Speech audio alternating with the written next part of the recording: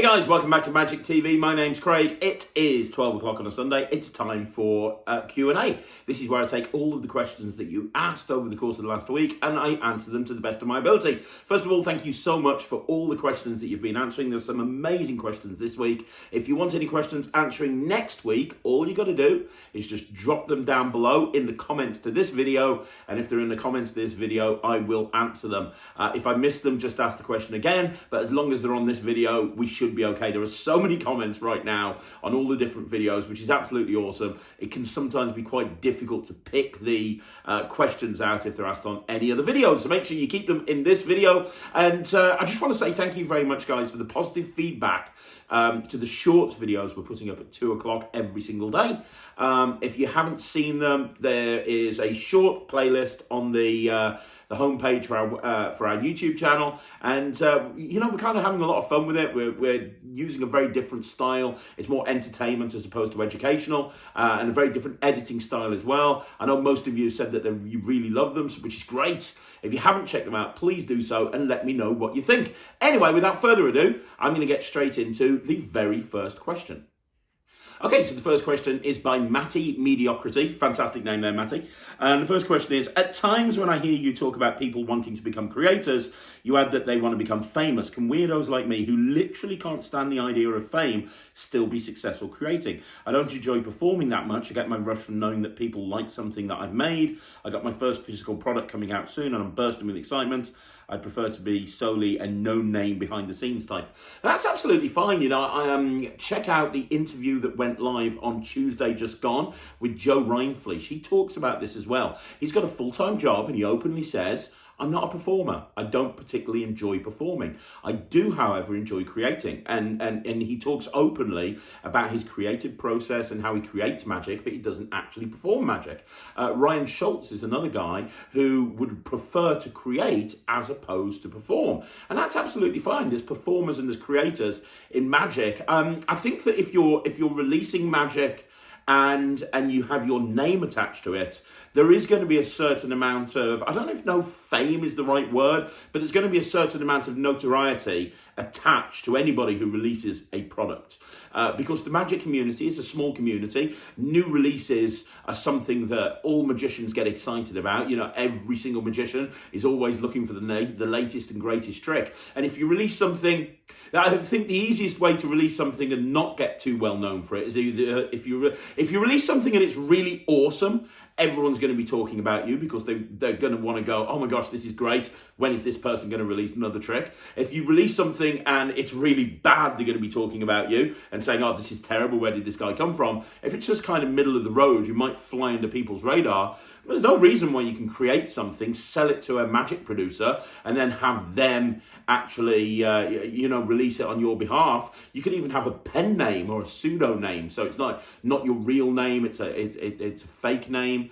I've seen people do that before. There's lots of different options, really, if you don't want to become famous. You know, Penguin is a perfect example. A lot of people put stuff out through Penguin, and they'll get people like Nick and they'll get people like Eric Tate to actually present the magic and explain it and talk about it and do all the live performances, while the creator doesn't get involved in that process at all. So there's lots of different options. If you've got a product, I mean, it sounds like you've got a great product already because you've got something that's actually coming out and it's a physical product. So that tells me that a company has looked at that and they have decided that it's good enough for them to invest time and money and effort and marketing resources into producing that for you, which is fantastic. So you kind of know what you're doing. Just carry on what you're doing is my advice. But you don't have to be super famous releasing magic, although to be honest, that's why most people release magic. Most people release magic is because they want to be magic famous. They want to walk into that magic convention and have everyone going, oh my gosh, it's so-and-so, it's so-and-so, it's so-and-so, and they want to lecture all over the world, and that's why people start creating magic. If that's not for you, that's fine, but maybe consider a pen name. Okay, so the next question is by Danny Marco. Hey Danny, how you doing? And Danny Marco says, kind of a deep question. How do you feel studying magic has changed you as a person? Well, that's an amazing question, isn't it? How does it change me as a person? It's changed me in a few different ways, I've got to be honest. And I'll keep this brief. When I was at school, I wasn't particularly the most well-liked kid in school. I had a very small group of friends. I was kind of like the kids from Stranger Things, if you watch Stranger Things. I had a group of 2 or 3 friends, and we were really tight, and we were really into kind of very nerdy, geeky stuff. And outside of that circle of friends, I wasn't particularly the most popular kid in school. And it didn't help that I used to act up an awful lot as well. I was constantly getting myself into trouble. I was kind of the class clown, and not in a good way. And it wasn't until I went into further and higher education that I kind of realised I was being a doofus. But I didn't really have that many friends. But learning magic, because I kind of got into magic quite late on in life. I got into magic when I was like 18, to be perfectly honest. When I got into magic, it kind of gave me a bit of a purpose. And that's kind of the origin story to a lot of magicians. You know, a lot of magicians, they learn magic because it almost gives them a superpower, something that they can do that nobody else can do, if that kind of makes sense. I speak to a lot of magicians, and they weren't particularly well liked at school, and they wanted to learn magic in order to show people something that people thought were cool, which is why a lot of magicians are kind of socially inept a little bit, to be perfectly honest. They are. Not everybody. I'm not painting everyone with the same brush, but that tends to be the case. And for me, it allowed me to kind of come out of my shell. And it's continued to this day. And what I mean by that is I'm actually a naturally shy person. Despite the fact that I'm on YouTube all the time, despite the fact that I'm constantly like performing on stages and big stages, and I push myself out the comfort zone all of the time, I'm always hiding behind the magic. And what I mean by that is if my wife took me to a party and nobody knew I was a magician and I didn't know anyone there, I would be the wallflower in the corner drinking, and I wouldn't really be initiating the conversation. I'd be the guy that's kind of just sitting there drinking and, oh, hi, how you doing? And if somebody has to see a trick, that's when I kind of come out of my shell. And that's still the case even today. And then if I walk out on stage, I can walk out on stage and kind of be, hello, how you doing? And I can grab an audience literally from seconds from walking out. But it's kind of something that I turn on and I turn off, if that kind of makes sense. And I think learning magic almost gave me an alter ego. It's kind of like the Clark Kent Superman thing. It kind of gave me that Superman type persona where I'm a completely different person on stage. I'm still the same person in the... It's me with the volume turned up, but it's very high turned up. The me that goes on stage, the person who doesn't go on stage would be shocked, if that kind of makes sense. So that's the first thing that changed for me. It also gave me, one of the reasons that I'm doing this YouTube channel is I really believe in the magic community. Yeah, there's some bad eggs out there, there's some idiots out there, but generally as a rule, I think magicians are great, and it's a wonderful community that we've got here. And I'm friends with a lot of people who I consider competition. They're after the same gigs that I am. They're professional magicians. I'm professional magicians, and yet we're really close friends. And I think that's really cool. I really do think that magic is a big community, and I love speaking to magicians. I love being a part of that community. I love having anything to do with speaking to other magicians, and I don't think I'd have an outlet like that if I wasn't doing magic. You know, I live, obviously I spend a lot of time with my family, but outside of that, I study magic every day, I rehearse, I practice every single day, I create magic every single day, I'm performing every single day. Even the business that I do, it's all magic related. So I don't know where I'd be if I hadn't learned magic. It's completely changed my life in a good way, in a really good way. I will say that, and I've talked openly about this on the channel, so I'm not going to kind of go into it too deeply now, but everybody knows that when I was on the Wizard Product Review and I left the Wizard Product Review, one of the reasons I left is because I was kind of a little bit out of control. I was doing some really crazy, stupid stuff, and everybody's heard about red and all those different things. And I think that that's the negative side to magic. When you create magic and you start to create magic, there is a certain amount of sort of magic fame attached to it. And a lot of people will say, oh, when are you going to bring out your next trick? When are you going to bring out your next trick? And I felt an immense amount of pressure on me to create new magic and bring new magic out. My fans wanted me to bring new magic out. And that put me in a very dark place. And it's ultimately one of the reasons that as to why I left the magic community for the years that I did. So There is the negative side as well, but I think generally as a rule, magic has been very positive for me. It's been a very positive influence for me. And I tell you right now, I would not be sitting here doing this YouTube channel, talking to you right now if it wasn't for magic. But let me know down in the comments, how has magic changed you? Has it had a positive influence on your life? And if so, how has it had a positive influence on your life? Okay, so the next question is, would you, again, this question is by Matty Mediocrity. Would you do, your channel's awesome, thank you very much. Would you do Fool Us? If so, do you know what routine you'd do? I think a father-son act would be a first, entertaining and incredibly heartwarming. It's impossible not to like you when they see the general love and cohesiveness that you have with your family. You're a lucky man. Thank you very much, man. Really appreciate that. Would I do Fool Us? You know what? It's not... Anybody who's watched this channel will know that I'm not a big fan of fooling other magicians. I don't see the point. I will sit down and jam with magicians for hours and say, hey, I've been working on this, what do you think? I've been working on this, what do you think? But I wouldn't try and... not in the intention of trying to fool magicians. The intention is to show new material and say, hey, what do you think? I'm working on this plot. Do you think I can improve it? And how do you think I can improve it? Now show me your thing. I'm a very big fan of sessioning, but I don't try and fool magicians. Magician foolers are a big turn off to me. I don't care. I love being fooled, but I love being fooled by something I don't know. I don't care about being fooled by some sort of card trick that's 5 hours of dealing to, I've switched off. I've talked about this on the channel before. So I'm not a big fan of fooling magicians. I am, however, a big fan of Penn and Teller. A very big fan of Penn and Teller. And I know that having spoken to so many people who have gone on Fool Us and done so many interviews with people that have gone on Fool Us, I know that it's not really about fooling Penn and Teller. Yeah, there's people that go on there that have a unique method and they are desperate to fool Penn and Teller. But there's other people that go on there and that's not their goal. Their goal is to just entertain. Look at Michael Kent, for example. Michael Kent went on there with a multiplying bottles routine, which is, there's no way Penn and Teller would not know how a multiplying bottles routine works.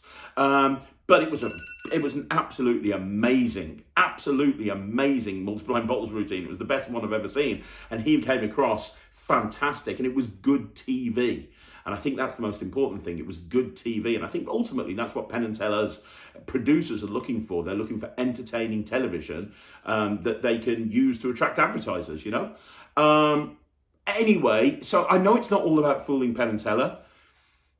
If I asked Ryland, he would love it. He would absolutely love it. If I said, Ry, do you want to go on TV? And there's a couple of different routines that we do in our show that I think that are unique and different enough to do on the show.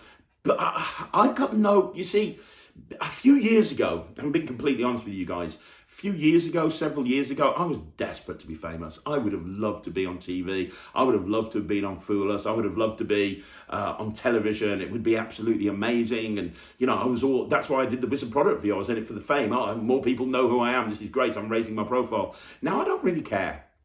I'm 45 this, bloody hell, I'm 45 this year. I'm happy with where I am. I'm happy with where I am. I don't particularly want to be famous. Not that Fool Us would make you famous by any stretch of the imagination. I'm kind of blabbering here because I've just read this now. I don't prep questions to this. I don't know. I'd speak to Ryland. If Ry really wanted to do it, then I'd probably do it. And I think there's probably a couple of things that we could do that people would really get into, something that's unique and different. You are right, a father-son sort of thing hasn't been done like that before. But it's not something I actively pursue. I wouldn't make it like my mission, like emailing Penn and Teller producers every single day saying, hey, I've got this act, you've got to look at it. I think it'd be a case of, hey, Ryan, do you want to do this? Okay, well, look, let's just put some feelers out, and if it happens, it happens. But it's not something, if it wasn't for Ryland, I wouldn't even consider it. I'd probably speak to him about it. So, yeah, maybe not, I don't know. Sorry to be more wishy, I can't be any more concrete than that because I just don't know. I think that I got my measure of fame when I was on the Wizard product review and I didn't like it. And so now that's kind of not my MO. Okay, so the next question is by Martin Jago. Hey Martin, how you doing? And the question is, what are your thoughts on Michael Vincent? Well, I think Michael Vincent is an incredibly talented sleight of hand artist. I think he's a great magician. I think he's great. I mean, he's, what's not to love about Michael Vincent, right? I remember seeing him lecture a few years ago, and he was doing a version of the slot machine, which is the one where you've got 3 coins in sort of a wine glass, and you take the coins out one at a time, and you make them, you put them into an invisible slot machine. You put them into, you put them into your hand, you pull the lever, which is a magic wand, you pull the lever, and the coins vanish one at a time. And the final coin, you end up with a jackpot. And I knew that routine, and it completely and totally fooled the pants off me. I mean, it was amazing. One of my first memories of Michael was seeing him do, I think he calls it his Many Faces of Woman routine or something like that. It's the one where he's got 4 queens and he makes them disappear. And I thought that the storytelling in that is fantastic. For me personally, I like my magic very, very kind of dynamic, and I like it very comedic based. I'm kind of more of a Scott Alexander guy than a Michael Vincent guy, but I love watching Michael work. I love watching him work. I love listening to his stories. I think that he's one of the best card magicians in the world, but he's also rare in that not only is a phenomenal card magician, he's a great coin magician as well, and he's a great explainer of magic as well. He's a great teacher. If you've ever seen any of his magic DVDs or his sets that he brought out through Alakazam, he's incredible at lecturing about magic and making it very, very clear, even though he's using incredibly difficult sleight of hand to do so. So yeah, he's a great guy. More people should study his material. If you haven't seen him, you should definitely check him out. He's great. As I say, if I was going to book a magician for my own event, it probably wouldn't be Michael, but that's not taking anything away from Michael. That's just my personal preference. In terms of sitting down and watching magic, if Michael brings out something new, I'm there in a heartbeat, because I know it's going to be really well worked through, and it's going to be a really, really phenomenal routine. And like I say, if there's somebody watching this that hasn't seen Michael Vincent yet, go and watch him work. The guy is amazing. Okay, so the next question is by Mr. Harmon, keeping up his streak. How you doing, Mr. Harmon? The question is, if someone asks you if magic is real, what do you say? Well, if somebody asks me if magic is real, I'm going to tell them the truth, and I'm going to say, no. I know that there's performers that like to give the impression to their audiences that magic is real. It's normally the same performers that do sort of cold readings and fake readings and stuff like that. And that's absolutely fine. Look, magic is a big enough industry. It's a big enough community to have all different types of performers in it. However, I don't like I don't like to pretend it's real, not even for a second.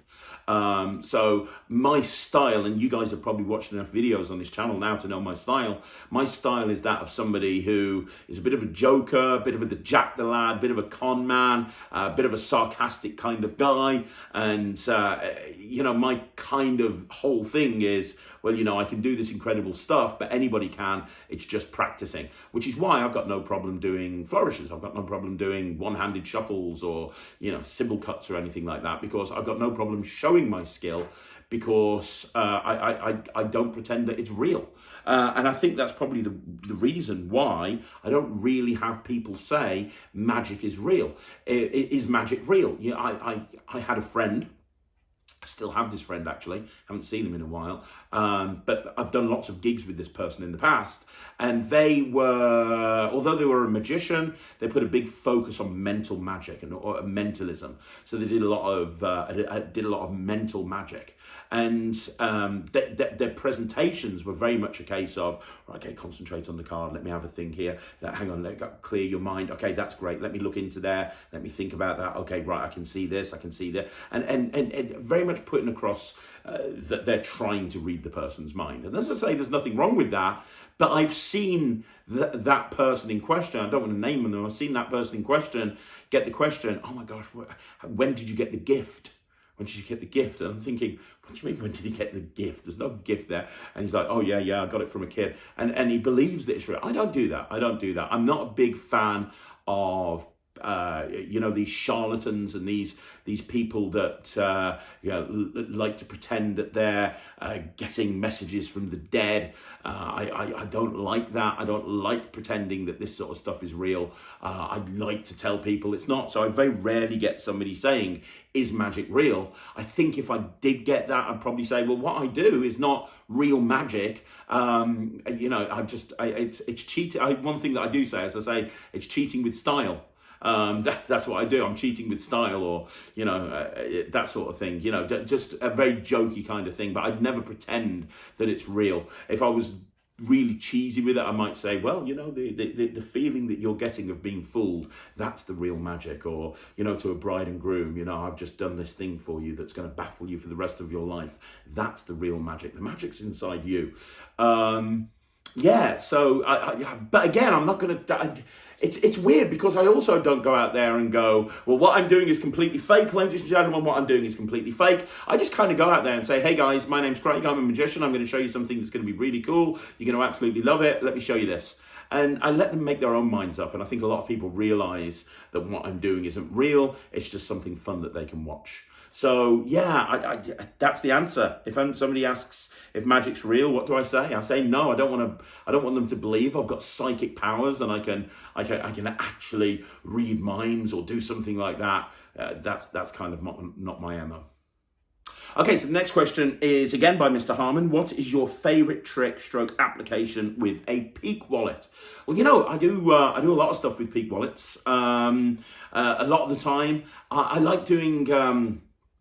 I like having somebody think of the first person that they kissed, and then kind of getting that information off them. That's really cool. I also like the idea of doing a magic square, but rather than saying the number, they write the number down on a card and they put it away. So I'm creating this magic square without even apparently hearing the number they're thinking of. And I think that's a really intelligent use of a Peak wallet, because you can do a magic square by saying, right, okay, say a number. 37, okay, right, 37, boom, boom, boom, boom, boom, boom, boom, boom. But I think it's more impressive if you apparently don't even know the number that they're thinking of anyway. My favourite routine with a Peak wallet or a Peak device or some sort of peaky type thing is a Richard Ostland routine. And I learnt it many, many years ago from his first L&L DVD set, and I've been doing it ever since. And the whole idea is that I do it with a couple. I do it with a man and a woman. So I get the guy to write down a time. And I get the woman to write down a time, and that's put away, and that's the way I say, okay, fantastic. You know the time, only you know the time, that's brilliant. I then ask the guy to take the watch off his wrist, and I get them to turn the knob, turn the little bevel thing on the watch, which changes the time on their watch. And I say, look, anytime you want to, just stop and push it in. And they feel it go in and I go, fantastic. So you've just set that to a completely random time. So you've set that to a random time. You have wrote down a random time. How long have you guys been together? Oh, okay, 20 years. Well, sometimes, do you find that you finish each other's sentences sometimes, or you'll ring your partner just as they were thinking about ringing you? These coincidences aren't coincidences. It's something that happens when two people get together. And let's see if this experiment, let's try an experiment here. Then I go into the routine and I say, what time did you write down? 7:15. Oh, fantastic. What time did you set that watch to? You set it to 7:15. Oh my gosh, that's a miracle. That's your watch. That's amazing. And that's my favorite way of that's my favorite routine with a Peak wallet, but it's also my favorite way of actually using a Peak device. Not necessarily getting the information to then read their mind. So like, okay, think of something fantastic. You're thinking of this. It's more of a case of getting the information so that I can then set up something impossible without me knowing the information. Because technically I could do that trick I just explained to you without actually having them write the time down. I could say, right, name a time, 4:15, fantastic. Okay, give me your phone, give me your watch. Look, you're gonna twizzle this, boom, what is it, 4:15? But it's more impressive when that person doesn't know the time. I apparently don't know the time. The only person who knows the time is the person who wrote it down, right? So, and I think that that's the best way to use a Peak device, not necessarily to read minds, but instead to grab the information to create something that's even more impossible. On a side note, on the review show recently, the one-off review show for Dee's new company, I looked at the Revelations project by Lewis Lavelle. and his whole project is about how to actually reveal information that you've peaked in a more dramatic way. And he goes through so many different ways of actually revealing that information. And I watched the whole download and I thought it was really, really smart, and I picked up some really great ideas. I don't want to go into it too much here because obviously it's a product that you can buy, but I've seriously considered looking into that because it really gives you some great ideas. But for me personally, I prefer to use a Peak wallet to get the information, not to read their mind, but to set up something even more impossible. I'll give you one more example. If I was doing an any card, any number, I might have somebody write down a number and put it into an envelope, put it into a wallet or something. So they've wrote down 26. Perfect. I then might have another person, for example, write down a playing card. Okay, fantastic. And I might do a centre tear or something as I rip it up and throw it on the floor. So in other words, and this isn't a routine I do, but it's a perfect example, you can then say somebody over here is thinking of a number, somebody over here is thinking of a card. You've then got a mem deck in front of you, so you know, because you know the card and the number, you know what card you've got to cut to the top in order to get it into that position. So you can take these cards out and you can just give the cards a cut and then get them to deal, say, right, okay, what was your, for the first time, what was your number? It was blah. Okay, you deal those, stop, fantastic. What was your card there? Boom, it was there. So that's another example. It's not a routine I actually do, but you get the idea. Using a peak to actually make another effect even more impossible as opposed to just doing a straightforward mind-reading presentation. Okay, so the next question is by Victor of Heaps. Hello, Victor of Heaps. Hi, Craig. What are your thoughts about doing something that isn't strictly magic during a set, such as making napkin roses or the like? And do you think that tricks that produce a souvenir are worth the effort? That's a great question. That's an absolutely amazing question. Let's take the second part first. Do I think that tricks that end up with the production of a souvenir are worth the effort? It very much depends on the gig, and it also depends on the price of the souvenir. So giving somebody a signed playing card or, like my Easy Waltzer routine, for example, where you end up with a signature on both sides that you end up giving out as a souvenir, that's not any time or effort. It doesn't take you any money, it doesn't take you any time to create a souvenir like that, so why not? If you're starting to spend money on a souvenir, I think that you have to make sure that you've factored in that souvenir into the price. So for example, if you were doing a restaurant booking where you might be in a 2-hour period going to 20 or 30 or 40 or 50 tables, you don't want to, and you've got a set budget that you're working for in that restaurant, I don't think you're wanting to pay to have all of those souvenirs because it's going to cut into your bottom line, right? But if you're doing a wedding booking or a corporate booking, and so for example, at a wedding, a lot of the time, I might do for my platinum package, I'll do an omnideck routine where I make an omnideck appear, but I'll actually have the omnideck engraved with the bride and groom's name and the date, which I'll then give to them as a souvenir, which is something that you can get from Prop Dog. And that's a fantastic thing. That's a fantastic giveaway. You've turned a deck of cards in their hand into a solid plastic block with their names and the date that they're getting married engraved onto it. That is something that they are going to keep forever. It does cost money to be able to do that, but that's factored into the price that I've charged. And not only is it factored into the price that I've charged, but I'll even mention that as part of my sales pitch. I'll say, hey, with this package, I'm going to give you a magical souvenir. I'm not going to say what it is, but the only way you can get one of these is by booking me to do this package at your event. It's a little bit like the Michael J. Fitch interview. If you haven't seen the Michael J. Fitch interview, it's one of my favorite interviews that I've done on the channel. Just go on the Talk Magic playlist. But he talks about how he gives a gold coin out at every single show he does. Like the Queen's got one of these. He gives a gold coin out and it's got his hands on the one side with his motto, seeing is believing. And on the other side, it's got his profile of his head, Michael J. Fitch. And he gives those out. And the only way you can get one of those is if you're booked, if he's booked to perform at your event. Stuff like this, magical souvenirs, are absolutely amazing, and they can hugely help people remember who you are, which is ultimately one of the most important things that you should do. You should get people to remember who you are and what you do. But you want to make sure that you factor the cost of that in. Now, the other thing with souvenirs is sometimes you'll do stuff like, Let me give you an example. Can't think of an example right now, but it might take time and effort to make it. So, for example, okay, Michael Close's frog routine, where you end up with a little origami frog. You have to pre-make that frog in order to do that, right? And if you were going to be performing 20 times in a night, you got to make 20 frogs up. Now, that can take an absolute age. Now, if you want to take into consideration whether that's worth the time and effort, whether it's worth the time and effort, if you're having to spend 5 minutes making a thing that you're then going to ultimately give out, is that worth the hour and a half, 2 hours that you're going to be sitting there in order to make it up for that gig? Well, yes, it might be. It depends. Will it lead to more work? And these are business decisions that you need to actually consider if you're performing on a very, very, very regular basis. I know one thing that David Penn does, he does his coin vex routine, which is the best coin bend on the market, in my opinion. But one thing that Dave does when he does his coin vex routine is he has a little ring box that you get rings in from a jeweler, and he's got a sticker with his on the top of the box with his logo and his contact details. And when he does coin vexed, he puts them in the box. Now, I know he gets these boxes for pence, and he just carries a few of them around to every gig. And when he's done this particular routine, he puts them in the box and gives it them as a souvenir. That is an amazing way to give away something. They're more likely to keep that than there would be if you just gave them a bent coin, saying, look, I've bent your coin, there you go, you can keep that as a souvenir. They're more likely to keep it if you put it in a little box like that. So yeah, I got no problem with souvenirs, to be honest.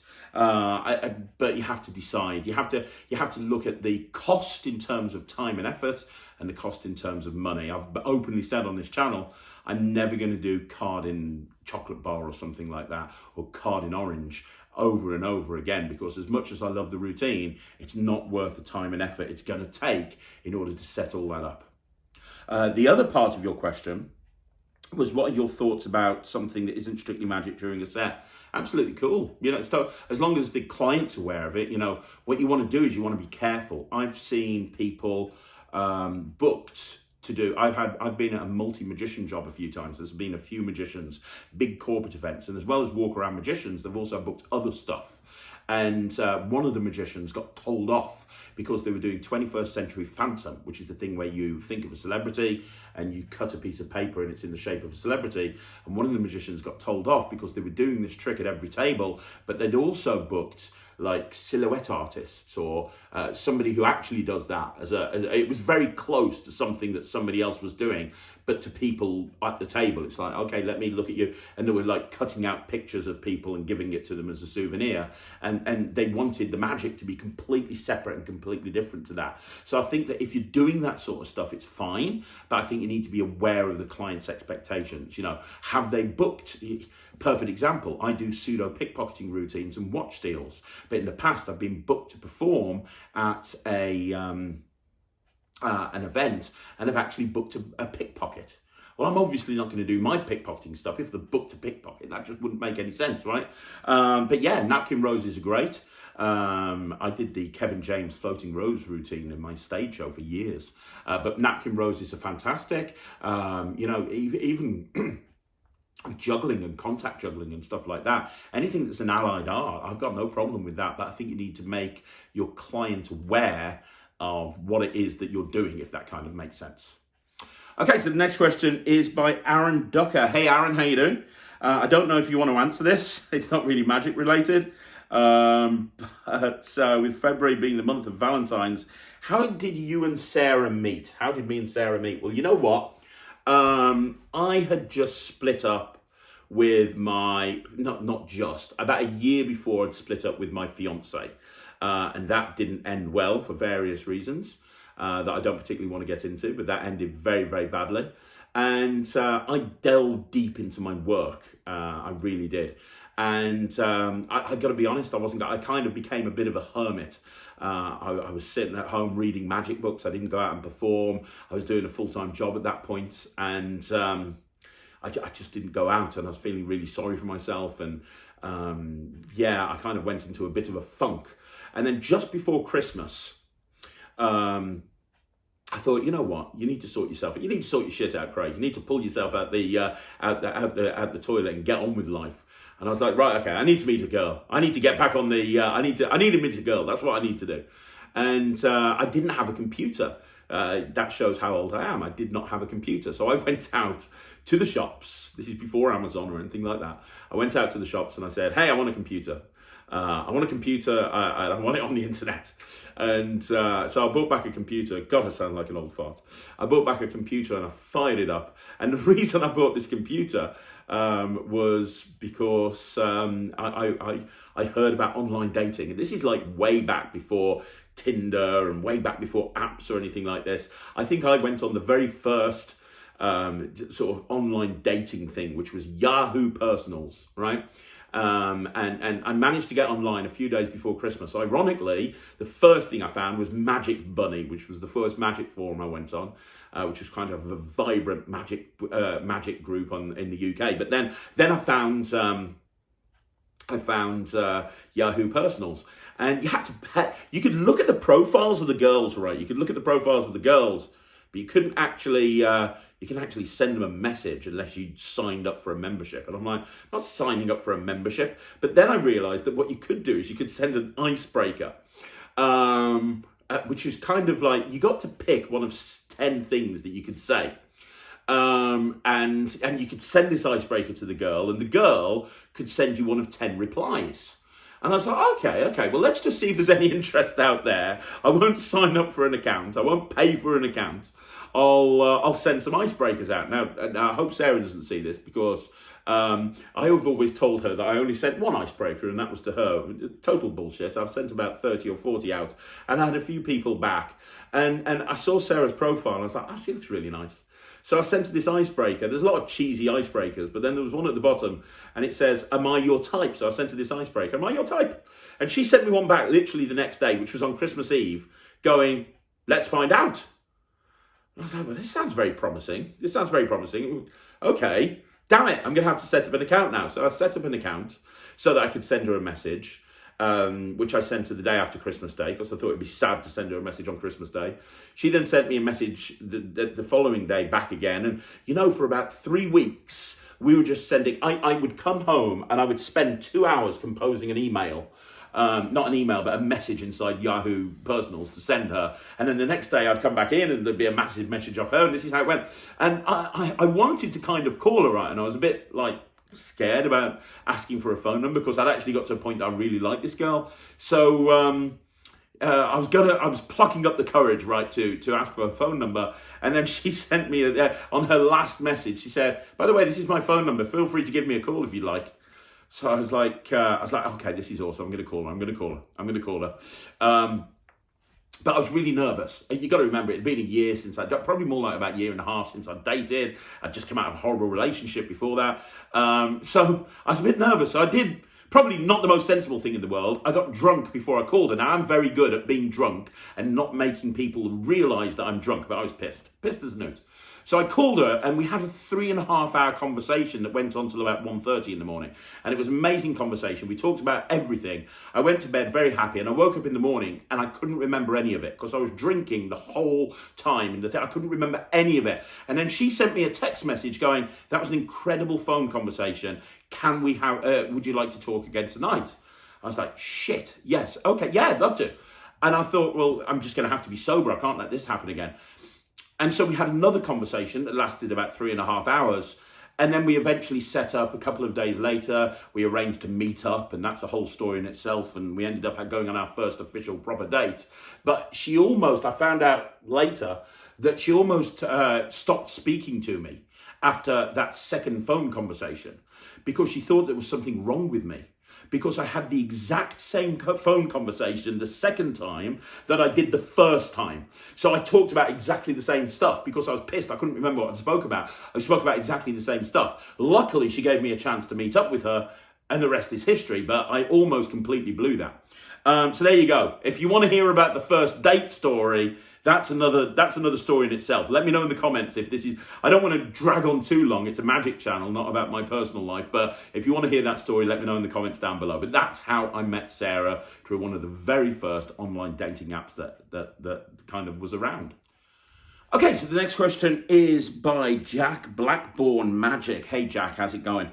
Do you feel like there's a sense of regret getting into magic? As a layman, there was a sense of wonder as I didn't know how things worked. Something simple as a double lift was amazing, but being a magician for 15 years has numbed my ability to be amazed at effects. You know what?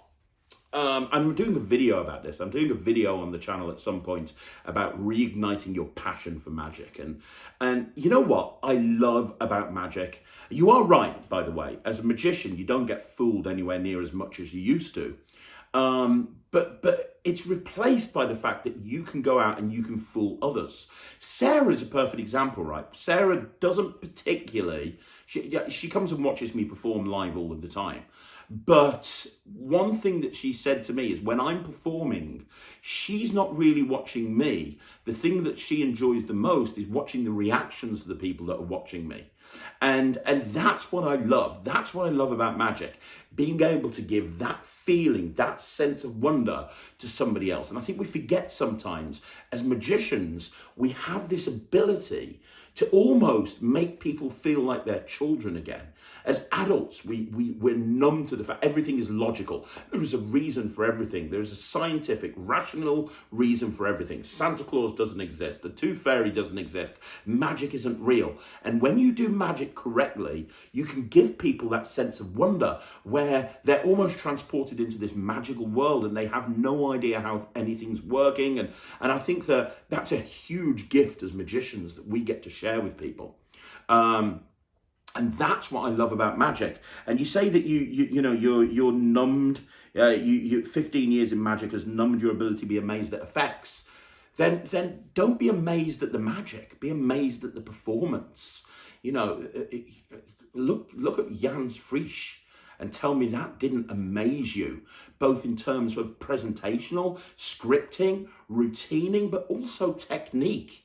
And then you look at somebody like Eric Chen, who I remember the first time I saw his act with the invisible line, and it just fooled the hell out of me. I had no idea how he was doing what he was doing. It was absolutely incredible. Look for performers. If you're not fooled, you're not looking hard enough. Go and look for performers. There's millions of performers out there that are doing cutting edge stuff.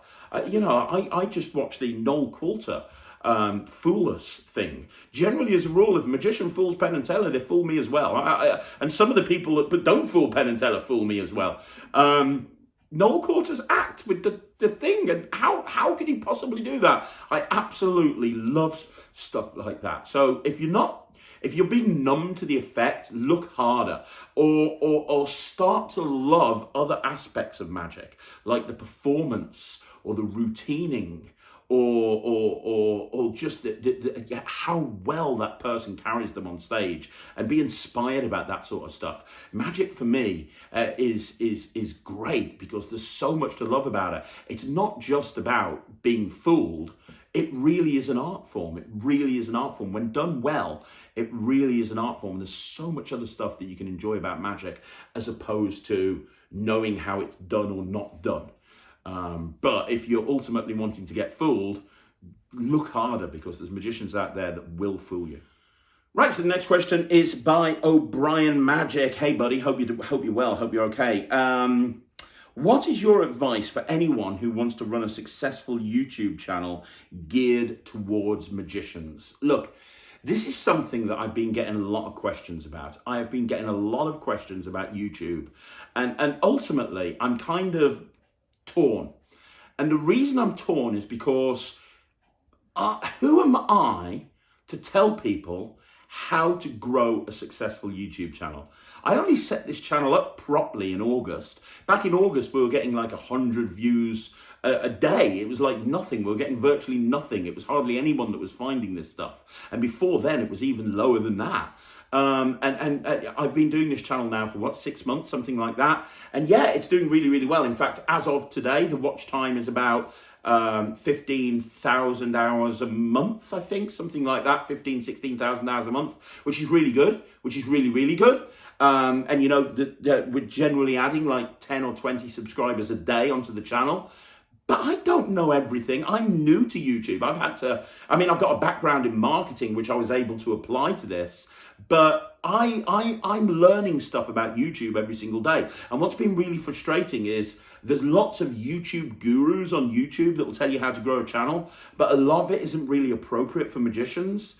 And I've had to sit through so many videos, read so many books to try and find the information that I need that I can then change and apply to this channel. But I'm still learning every single day. And one of the things that I want to do on this channel is I want to give you advice on stuff that I know about, which is why you'll never see me doing a video on how to actually be an amazing stage mentalist. I don't know how to be an amazing stage mentalist. I would rather organize an interview with somebody like Max Maven and ask him the question directly, how do you be an amazing stage mentalist? I'm not going to try and do videos on stuff that I don't know about, because then my credibility is shot, if that kind of makes sense. So although I know a lot about YouTube and I'm learning more every single day, and this channel is becoming successful, it's in its infancy.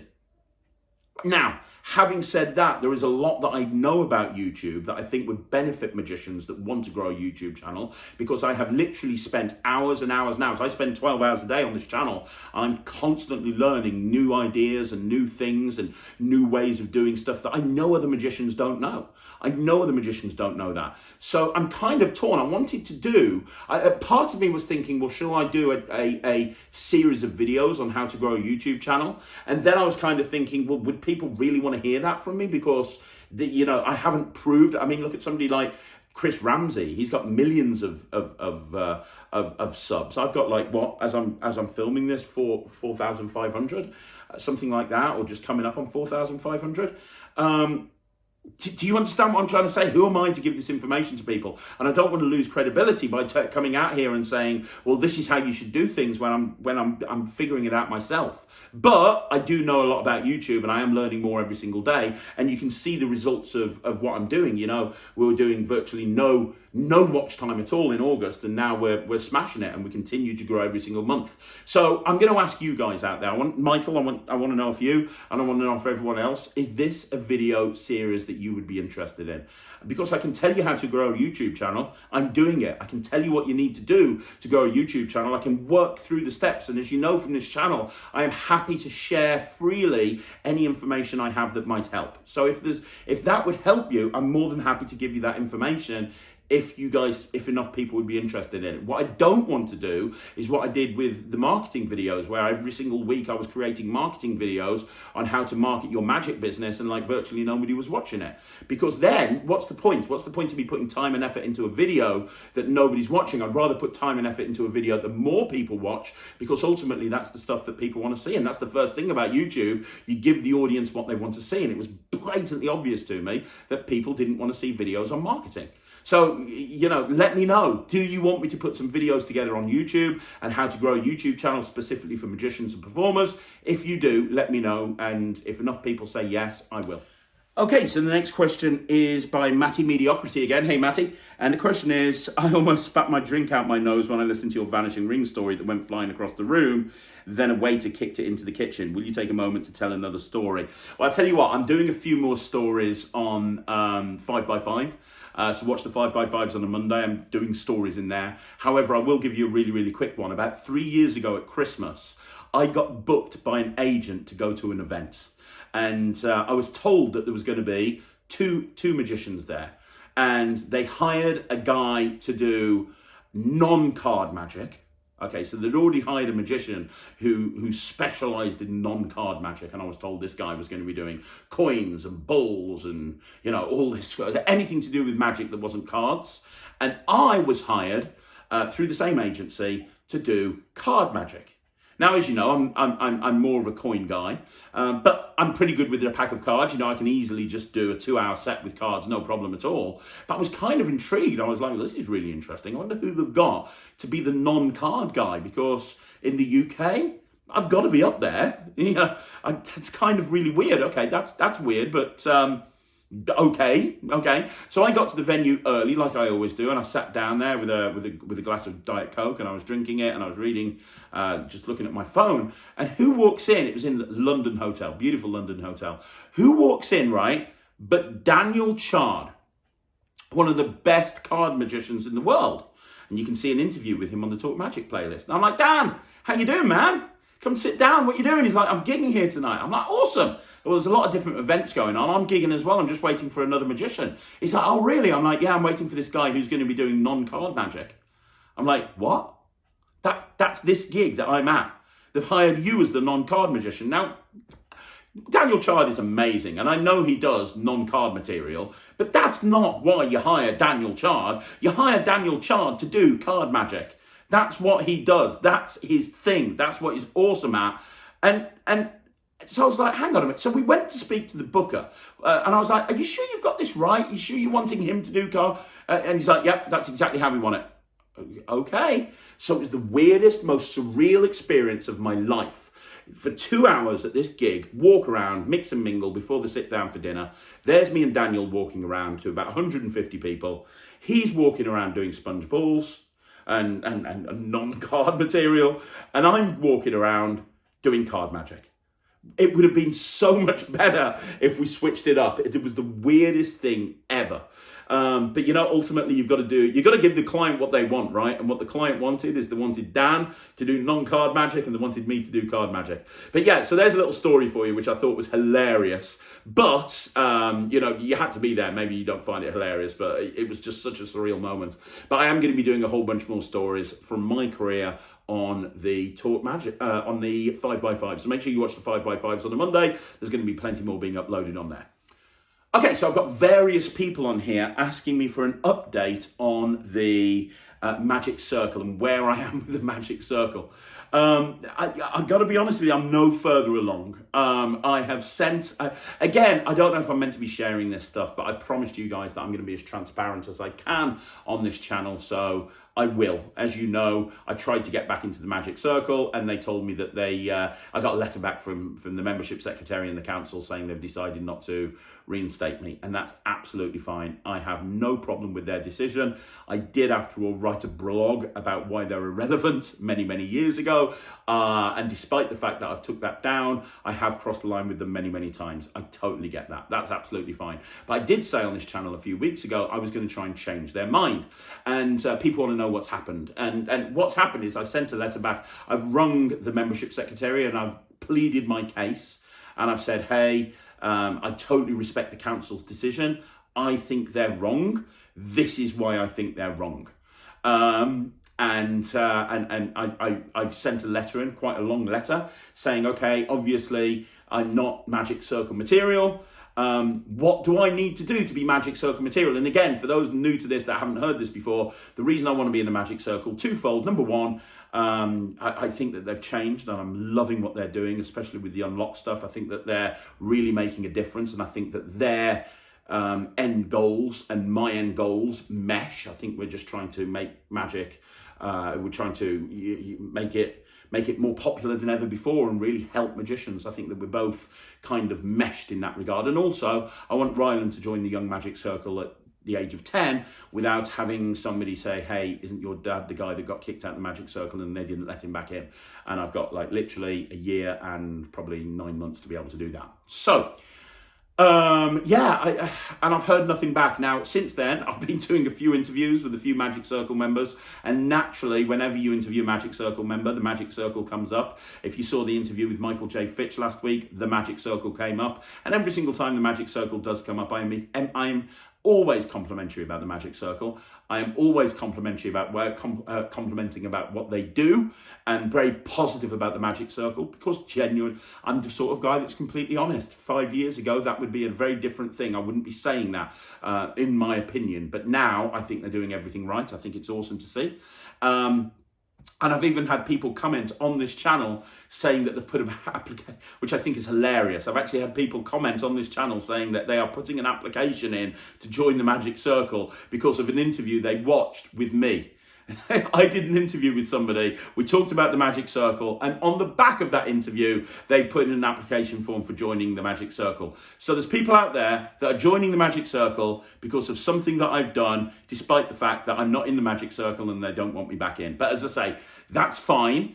This is just an update. And again, I'll say it to anybody. I think from what I've seen, and obviously I'm looking from the outside in, from what I've seen, The Magic Circle is an amazing place to be, and it is not clicky at all. And I advise anybody that's watching this to be in the Magic Circle. I just don't seem to be able to get in there. You know, it's the old expression, you made your bed, now you have to lie in it. So there you go. It's their decision. Their decision's final. I don't think I can do much else unless I get in or something radical happens. This is probably going to be the last update on the subject, because you can only go to the well one too many times, as they say in wrestling. There's only so many times I can send the same email or speak to the same person about the same thing before it gets boring for everyone involved. So I'm just going to carry on doing my own thing, let them do their own thing, and maybe something will happen in the future. Until then, there's nothing I can do. Okay, so the next question is by Rob Jacks. And Rob Jacks, hey buddy, by the way, how you doing? Rob Jacks references my my question that I answered last week about Sans Mines, where I basically said Sans Mines sucks. And he says, I think Sans Mines did have great instructions for mostly lousy tricks. Yeah, I'd agree with that. Maybe you're being a bit naive to accuse them of only being interested in the bottom line. Really aren't most businesses. Yeah, most businesses are only interested in the bottom. Most business, obviously, as a business owner, you have to be profitable, right? That obviously goes without saying. However, I think that businesses do have a certain amount of integrity. Let's take, for example, D. Christopher's 1914. What he is doing is, you know, he is treating every single product he puts out with so much integrity. I know for a fact that one of the products he put out on his launch lineup, he filmed it, spent a fortune filming it and editing it, looked at it, didn't think it was good enough. It was the Stagecraft one. The Stagecraft download, they filmed it in an editing studio, then ditched the footage and hired a theatre and went and refilmed it, because they thought filming it in a theatre where you can actually stand on stage would give a better representation of what they were trying to put across. That is an example of integrity. They are trying to put across the best possible product that they can for the customers. Take, for example, the Shadow Wallet. It comes with a 2-hour download. It could have come with a 10-minute download. This is how you do the thought of card. This is how you get the peak. This is how it works. Boom. But they put a 2-hour download with it. It's not that they've charged more for that download, but they want people to get the best possible quality that they can. They want people to not just buy this stuff, but they want people to actually do it as well. What Sans Mines did is they took tricks, not all of them, but the majority of their tricks that they did, they didn't care whether people performed them or not. What was more important is it looked good on a trailer so that they could sell that to magicians who would ultimately then put it in the bottom drawer. Egyptian ink is a perfect example. Most of you know I run an entertainment agency. If I got hired as an entertainment agency to supply a magician for an event, I am going to supply a magician who's going to go and do a very good job. What I'm not going to do is get hired to do, for example, I'm not going to put a show reel together showing David Copperfield and then send Bob from down the road who knows one trick with a Svengali deck, because that wouldn't be fair or ethical. They are going to get the best possible entertainer that they can get. They're going to get a really good magician that's going to do exactly what they said. And again, it comes down to business. With businesses, yes, you want to make sure you're profitable. Yes, you have a bottom line. Yes, you have expenses. Yes, you have to take into consideration your turnover and your profit and all of this fun stuff. However, you can still run a business while still being ethical and still having integrity. And in my opinion, Sans Mines didn't do that. They ran a business, but first and foremost, their goal was to make money, not to make better magicians. That's what I mean by that. So hopefully that clears that up, Rob. I think there's a big difference between how they run their business and how others run their business. Okay, so the next question is from Hungry and Hungover. Best thought of cards across effect. I personally like James Brown's Brainless Travellers. Yeah, James Brown's Brainless Travellers is amazing. I don't want to talk too much on this subject though, because I am putting a magic stuff out on the 3 best thought of card routines that you've never seen before. I will say that one of my favourite though is it Double Crossed? I think I like Daryl's Double Crossed, I think it is, or Cross Thought. Think about Cross Thought. It's fantastic. Go look it up. Go look it up. It's absolutely amazing. It's just been rebought out by Murphy's. They bought the rights to all of the Daryl stuff. It's come out as part of their legacy line. It's not that expensive. It's absolutely amazing. It's one of my favourites. It is gimmicked, but it is gimmicked in such a clever way, and it makes it completely self-working. But yeah, Brainless Travellers is great. There are others, but I'm going to leave it for a bit because I'm doing a video on this subject. Okay, so the final question is by Ablo Fluido. Hello, Ablo Fluido. And it's one for next week. Craig, can you tell us more about NETRIX? It sounds intriguing. Well, it is intriguing. The whole idea of NETRIX, and it's hopefully going to be launching in about the summer. And it's come as a result of people wanting me to do tutorials and then wanting me to explain this trick and the other trick and the other trick. And regular viewers of this channel will know that what I've been trying to do is do unlisted videos and create Infusionsoft forms so that people can sign up for it. And it's a very long, laborious process. I have created literally thousands of routines over my career in magic. I've got notebooks and notebooks and notebooks of magic. And, you know, I said that on this channel once before, and I can't remember who it was. Mr. Harmon pointed it out. There's this guy who runs another channel who took a soundbite of me saying I've created thousands and thousands of tricks, and he took the piss out of me and saying, oh, yeah, who does this guy think he is? Well, I'll tell you who I think I am. I think I'm a guy who's created thousands and thousands of tricks throughout the years. And, you know, people say to me, how can I do a magic live every single day? Well, I can do a magic live every single day because I'm literally just scratching the surface.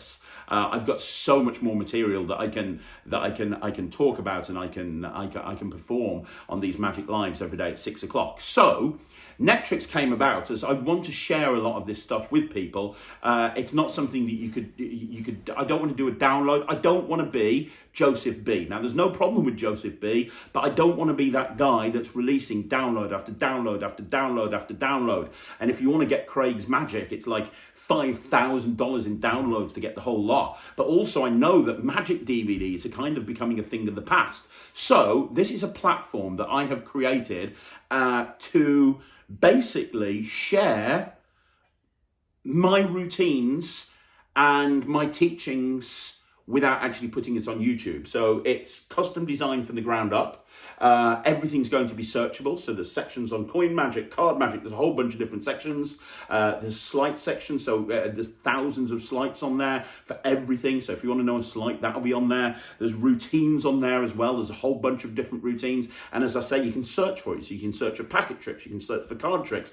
But I'm also having my friends putting stuff on there as well. So I've got a lot of my friends who are going to be putting material on there as well. And you can search for them by name, right? I'm going to search for this name, and then you can see all the routines that they've put on there as well. And rather than having to charge a fortune for individual downloads, you'll pay one fee a month, a little bit like NETRIX, and it'll be a very nominal fee, and you'll get access to all of this. We're going to launch it with hundreds of tricks, literally hundreds. I want people to have value. It's going to be launched with hundreds of tricks, and it's only going to be launched when it's ready, and you'll be able to have access to all of that. And then we'll be adding maybe 10 or 15 new routines every single month onto there as well from me and other people. So this channel will be a place where I can continue to share free content on the stuff that I'm sharing, highlighting tricks that I like, highlighting routines that I like, reviewing products, interviewing magicians, talking about angle management, talking about pocket management, set lists, all the theory of magic.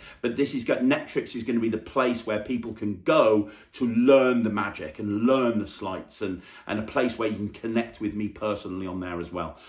So that's the dream, that's the vision. It's something I've been working on for about 3 months. As I say, it's been built from the ground up specifically for this project. And I don't want to be the guy. I see a lot of YouTubers and they go, hey, well, thank you very much for watching my YouTube videos. Now, if you pay £5 a month, I'll give you access to these videos that you can only get when you pay for this higher. I don't want to do that. If I'm going to be doing something, if enough people want to see material that I've never published before, I don't want to be the guy that just has a few unlisted videos.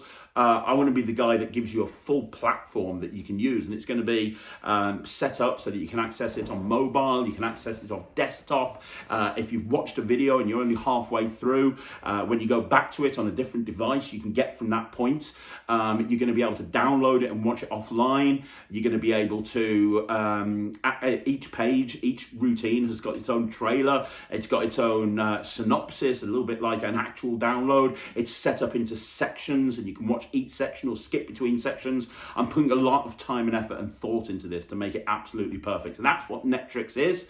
It's basically my online school of magic, and it's come about not because of something that I was thinking of doing, but because a lot of people have asked me to teach them magic or do tutorials, and this is my solution to that request.